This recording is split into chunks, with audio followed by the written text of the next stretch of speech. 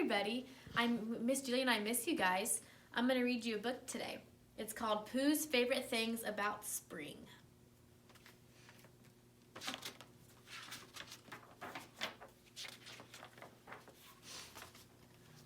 One morning, Winnie the Pooh woke up to the sound of icicles melting. Drip, drip, drip. He rubbed his sleepy eyes and felt sunshine pouring through his window like warm honey. Time for a little something, he decided happily.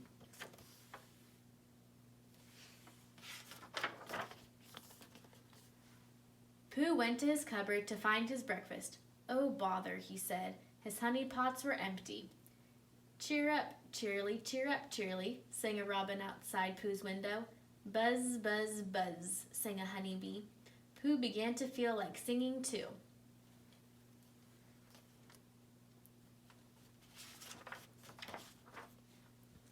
Pooh took a honey pot and went out into the fine, warm morning.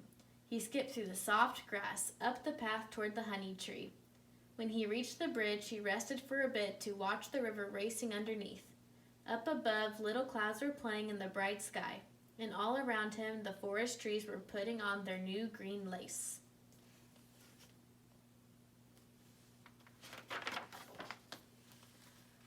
Hello, Pooh Bear, called Rabbit. No time for sitting, it's springtime. Time to get the garden planted. Rabbit hurried past with a wheelbarrow full of tools and seeds. Oh, said Pooh. Then the rumble of his own tummy made him remember breakfast. No time for sitting, he thought.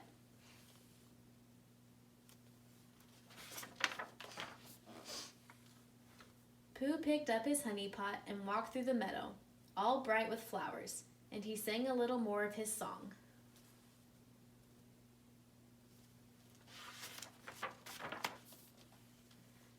Before he knew it, Pooh had reached the place where the stepping stones went across the stream.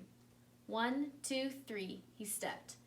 But at the third stone, the sun felt so warm, he decided to have a little sit. He listened to the creek bubbling and to the spring peepers chirping. He watched a baby turtle and 4 bugs crawling along the rocks.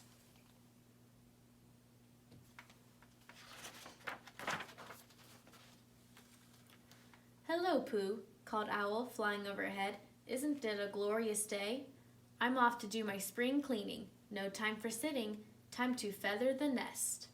Goodbye, Owl, called Pooh, and once again his tummy reminded him that he hadn't had any breakfast. No time for sitting, he thought.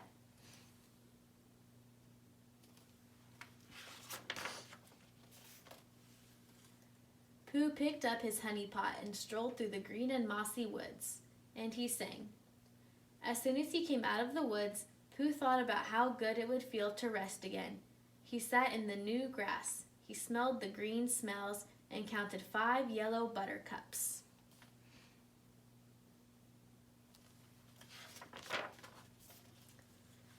Hello, Pooh, said Eeyore. I believe you're sitting on some of my thistles.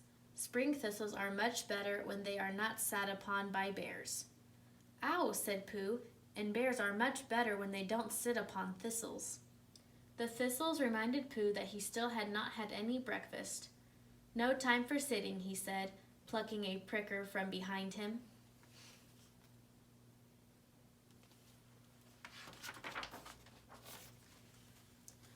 As Eeyore piled up his thistles, Pooh picked up his honey pot and skipped up the hill toward the honey tree.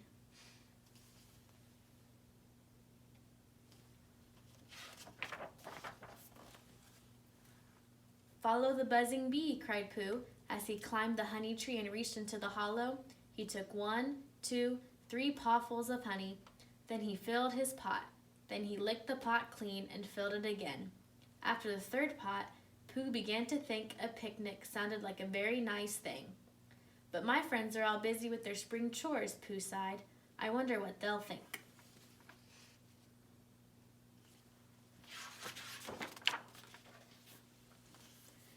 To his surprise, everyone agreed that a picnic was a splendid idea. They gathered at the picnic spot, and Kanga spread out the blanket. She paused to watch as a mama duck passed with her 6 fluffy ducklings swaddling behind. Aren't they little dears? Kanga said. She tucked Roo in her pouch and patted him gently.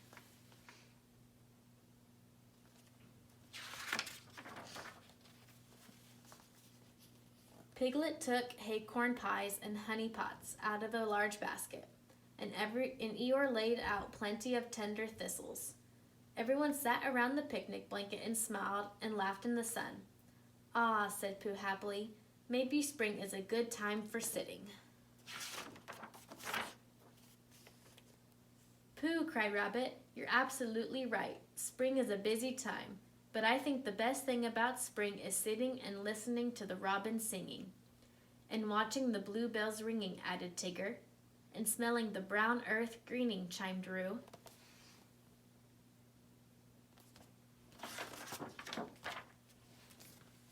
"And feeling all warm and sunny," sighed Piglet. "And tasting pots of honey," cried Pooh. The end.